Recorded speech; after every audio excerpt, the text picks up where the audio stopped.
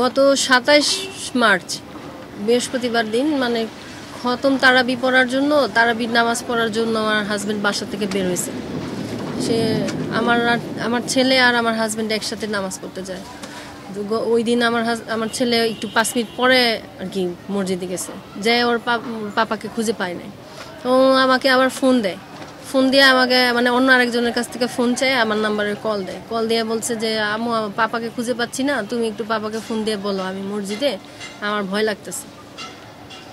বলার পরে আমি আমার হাজব্যান্ডকে ফোন দিছি। ফোন দেওয়ার পরে আমার হাজব্যান্ড বললো ফোন রিসিভ করে যে আমি একজনের সাথে কথা বলছি, 10 মিনিটের ভিতরেই মসজিদে ঢুকবো, তুমি রায়ানকে নামাজ পড়তে বলো। এই যে আমার সাথে তার শেষ কথা। এরপরে আর আমার সাথে তার সাথে আর কোনো কথা হয়নি। এই যে আমার সাথে শেষবার কথা বলছে। এরপরে আমি নামাজ থেকে আসার পরে আমার ছেলে যখন বললো যে আমার পাপা নামাজ পড়তে আসে নাই, তা আমি তখন ট্রাস্ট করি নাই ওর কথায়। আমি ভাবছি যে ও এমনি দুষ্টু করতেছে, যে না আসছে হয়তো ও দেখে নাই, ওকে বকা দিচ্ছি। ও বলতেছে যে না আমি পাপাকে ফলো করছি, কিন্তু বারবার গেটে ফলো করছি, আমার পাপা নামাজ পড়তে আসে নাই, তুমি পাপাকে ফোন দাও, দেখো মসজিদে আসে নাই। মানে আমি ফোন দিই, রিং হয়, রিসিভ করে না। তৃতীয়বারের সময় ফোন রিসিভ করছে, তাও অন্য মানুষ, সেটা আমার হাজব্যান্ড ছিল না। ফোনটা আরেকজন ধরে বলতেছে যে আমার হাজব্যান্ড নাকি বাইক চালাচ্ছে, সে কথা বলতে পারবে না, এখন ওনার একটা ফ্রেন্ড অ্যাক্সিডেন্ট হয়েছে, সে হাসপাতালে দেখতে যাচ্ছে। এই কথা বলার পরে আমি যখন নাম জিজ্ঞাসা করছি তখন ফোনটা কেটে দিয়ে তারপরে আর ফোন অন রাখে নাই। সারা রাত্র ফোন ট্রাই করছি, সকাল পর্যন্ত ট্রাই করছি, কিন্তু বন্ধ, মোবাইল বন্ধ পাইছি। জিডি করার কিছুক্ষণ পরে আমরা যখন জানতে পারছি যে ওনার লোকেশন দেখাচ্ছে কোথায়, সেই উদ্দেশ্যে আমরা যখন খোঁজাখুঁজি করতে বের হয়েছি, মাঝপথে যাওয়ার পরে আমার কাছে ফোন আসছে আমার হাজব্যান্ডের নাম্বার থেকে। ঠিক 1:35 মিনিটেই ফোন আসছে। আসার পরে বলতেছে যে আমার হাজব্যান্ডের মানে 20 লাখ টাকা লাগবে, ওনাকে ছেড়ে দিবে আর কি, এরকম মাদক ডিপার্টমেন্ট থেকে লোক বলতেছে, এরকম বলতেছে যে আপনার হাজব্যান্ডের কাছে আমরা মাদক পাইছি, ওনাকে যদি আমরা কোর্টে চালান করে দেই তাহলে আপনার জন্য সমস্যা হবে, এই জন্য আমরা আপনার সাথে ফোনে কথা বলে জিনিসটা সলভ করতে চাচ্ছি, আপনি 20 লাখ টাকা দিলে আমরা ছেড়ে দিব। সন্ধ্যার পরে 8:09 মিনিটে আমার মোবাইলে আবার ফোন আসছে। ফোন আসার পরে ওনারা বলতেছে যে কি আপনি কি টাকা ম্যানেজ করছেন, আপনি তো কিছু জানাচ্ছেন না। কথা বলার পর আমি যখন বলছি যে আমার হাজব্যান্ডের সাথে ভিডিও কলে একটু কথা বলাই দেন, ওকে বলার সাথে সাথে উনি ফোনটা কেটে দেয়। এরপরে আর মোবাইলে আর আমাকে ফোন দেয় নাই। সন্ধ্যার পরে যখন আমাকে ফোন দেওয়া হয়েছে, আমি তখনই টাকা দেওয়ার জন্য যতটুকুই পারতাম ম্যানেজ করে তাকে দেওয়ার জন্য আমি রাজি ছিলাম। আমার মন থেকে আমি তো সারাদিনই দোয়া করতেছি যে আরেকবার ফোন দিলে আমি বলবো যে আমি এতটুকু দিতে পারবো না, এই কথাটা বলবো। অনেকবার ফোন দিছি, কিন্তু মোবাইল তো অফ ছিল। আর পরের দিন সারাদিন মোবাইল খোলা ছিল, বাট মোবাইলের রিং হয়েছে, কেউ রিসিভ করে নাই। পরের দিন যখন সারাদিন মোবাইল খোলা, তখন লোকেশন এক জায়গায় ছিল না, বিভিন্ন জায়গায় মুভিং এর উপরে দেখাইতেছে। একবার এইখানে করতে করতে কুড়িগ্রাম পর্যন্ত লোকেশন দেখাইছে। লাস্ট কুড়িগ্রামে যায় মোবাইল অফ হয়েছে।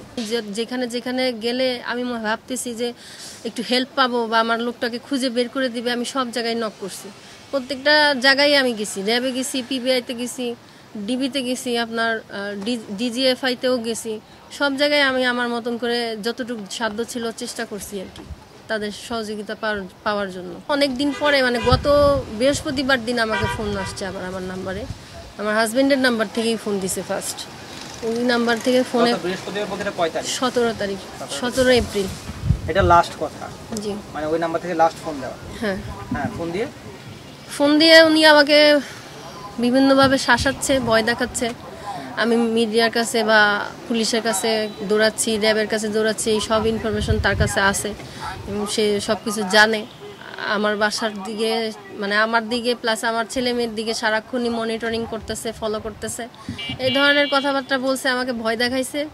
তারপরে আমি ওনার কথায় রাজি হয়ে আমি কিছু টাকাও তাকে পাঠাই দিছি, যে ভাবছি যে টাকা পেলে হয়তো লোকটাকে ছেড়ে দিবে, কিন্তু তারা টাকা নিয়ে গেছে, কিন্তু আমার হাজব্যান্ডকে ছেড়ে দেয় নাই। উনি আমাকে বললো যে আপনি কত টাকা দিতে পারবেন, আপনি সেটা আমাকে বলেন, কত টাকা দিতে পারবেন। এভাবে বলতে বলতে উনি আমাকে বলছে 5 লাখ টাকা ম্যানেজ করার জন্য, কিন্তু আমি 5 লাখও ম্যানেজ করতে পারি নাই। আমি লাস্ট পর্যন্ত বিভিন্ন জায়গা থেকে ধার টার করে আমার 4 লাখ টাকা পর্যন্ত ম্যানেজ করতে পারছি। আমি 4 লাখ টাকাই ওনাকে দিয়ে দিছি। এটা কবে দিছেন, কিভাবে দিছেন? গত বৃহস্পতিবার দিনই দিছি। ওনারা তো বেশিক্ষণ সময় দেয় না আমাকে, 2-3 ঘন্টার ভিতরে ম্যানেজ করে দিতে বলছে। ওর ভিতরে আমি আমার সাধ্য অনুযায়ী সব জায়গায় নক কইরা যার কাছ থেকে যেভাবে যতটুকু নিতে পারছি নিয়ে দিয়ে দিছি তাদেরকে। কত টাকা দেয়?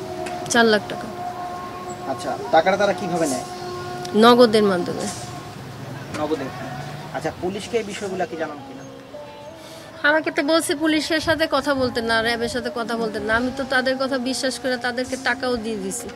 আমি তো ওয়েট করছি তাদের জন্য, ভাবছি যে টাকা নিলে হয়তো তারা আমার লোকটাকে ছেড়ে দিবে, আমার হাজব্যান্ডকে ছেড়ে দিবে। সেটা তো তারা করে নাই। 3-4 দিন ওয়েট করার পরে যে আমি আবার থানায় গেছি, যে স্যারকে জানাইছি, তদন্ত স্যারকে, যে স্যার এরকম আমার কাছে ফোন আসে, আমাকে ভয় দেখাইছে, সেই আমাকে হুমকি দিছে বিভিন্ন ধরনের। তারপর আমি ওনাদের কথায় রাজি হয়ে টাকা দিয়ে দিছি। বুঝবো প্রত্যেকটা মুহূর্ত যে কিভাবে যাচ্ছে, যাদের বাসায় এই ধরনের প্রবলেম হয়েছে শুধু তারাই বুঝতে পারবে এই সিচুয়েশনটা। আমার 2টা ছেলে মেয়ে নিয়ে আমি এখন কিভাবে কি করব, সামনে আমার জীবনে কি আসতেছে, আর আমার চারিদিক থেকে যেভাবে আমি বিপদের মধ্যে পড়তেছি, সব দিক থেকেই, সেটা ব্যবসায়িক দিক থেকে হোক বা অর্থনৈতিক দিক থেকে হোক, মানসিক দিক থেকে হোক, সব দিক থেকেই বিপর্যস্ত অবস্থায় আছি এখন বর্তমানে।